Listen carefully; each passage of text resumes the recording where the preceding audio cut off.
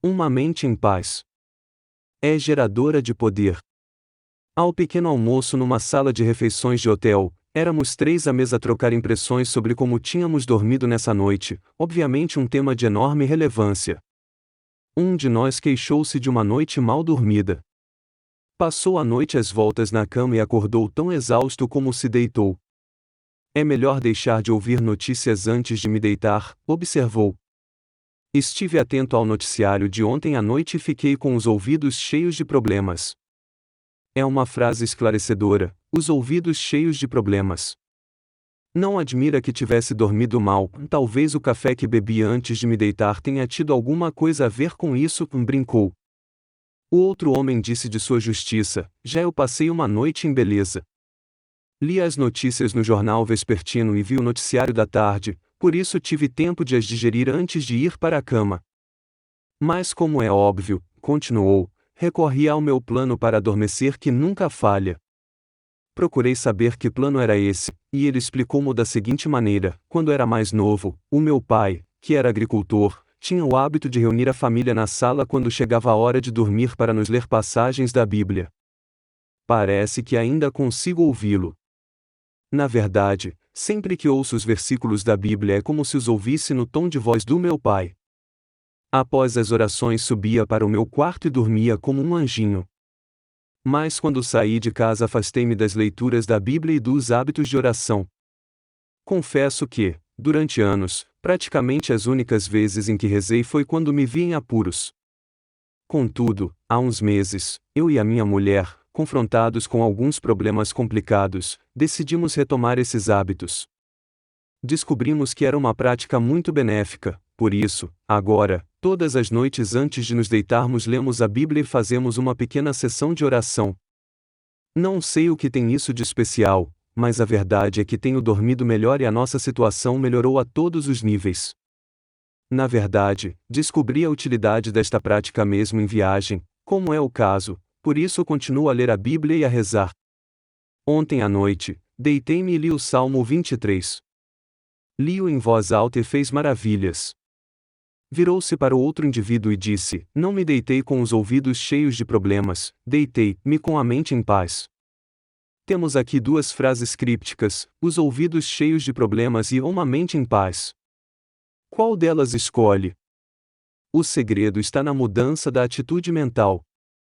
Temos de aprender a viver com uma base de pensamento diferente. Apesar de as mudanças na forma de pensar exigirem esforço, é muito mais fácil do que continuar a viver assim. Viver em tensão é difícil. Viver com paz interior, de forma harmoniosa e sem tensão facilita a nossa existência. O maior desafio na conquista da paz mental é o esforço necessário para renovar a forma de pensar de modo a esta ir ao encontro da atitude descontraída de aceitação da dádiva de Deus consubstanciada na paz.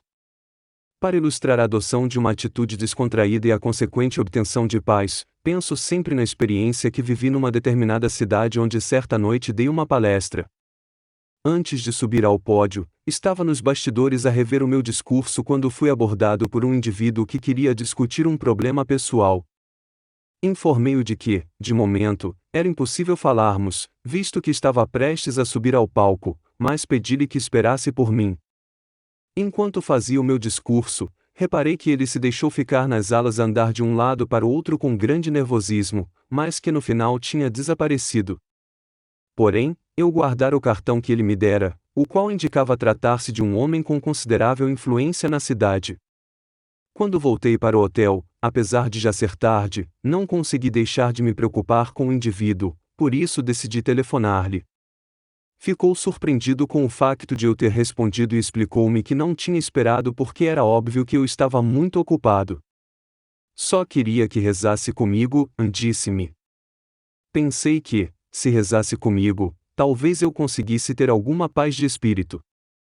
Não há nada que nos impeça de rezar pelo telefone, agora mesmo, retorqui. Apanhado de surpresa, ele respondeu: nunca ouvi falar em rezar pelo telefone. E por que não? Perguntei. Um telefone é um aparelho de comunicação. Está apenas à distância de alguns quarteirões de mim, mas podemos estar juntos através do telefone. Além disso, continuei, o Senhor está ao lado de cada um de nós. Está nas duas extremidades desta linha, assim como no meio. Está consigo e comigo. Está bem, aqueceu. Gostaria que rezasse por mim. Fechei os olhos e rezei pelo homem no outro lado da linha, rezei como se estivéssemos na mesma divisão. Ele conseguia ouvir e o Senhor também. Quando terminei, sugeri: não quer rezar? Não obtive resposta.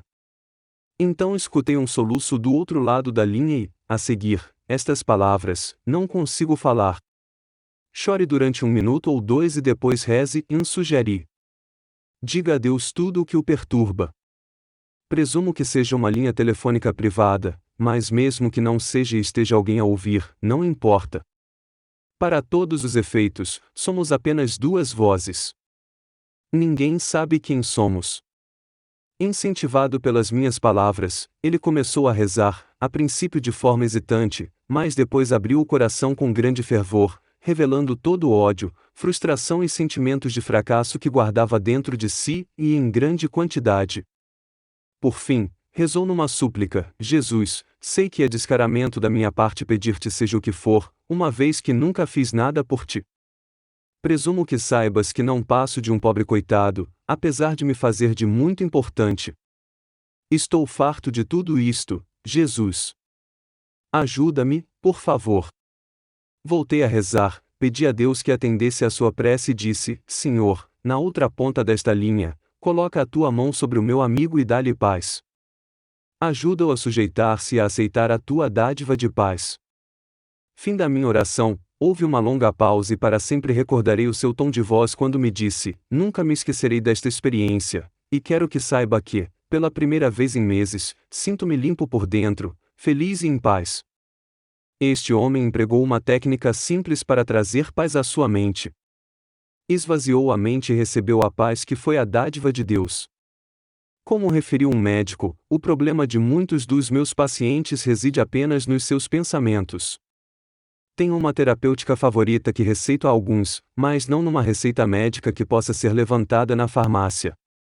A minha receita é um versículo da Bíblia, Romanos 12:2. Não escrevo o versículo para os meus pacientes, obrigo-os a ir procurá-lo, e diz o seguinte: deixai-vos transformar, adquirindo uma nova mentalidade, e para serem mais felizes e saudáveis, precisam de renovar a sua mente, ou seja, de alterar o padrão dos seus pensamentos. Quando tomam a medicação, ficam com a mente em paz. Isso é gerador de saúde e bem-estar.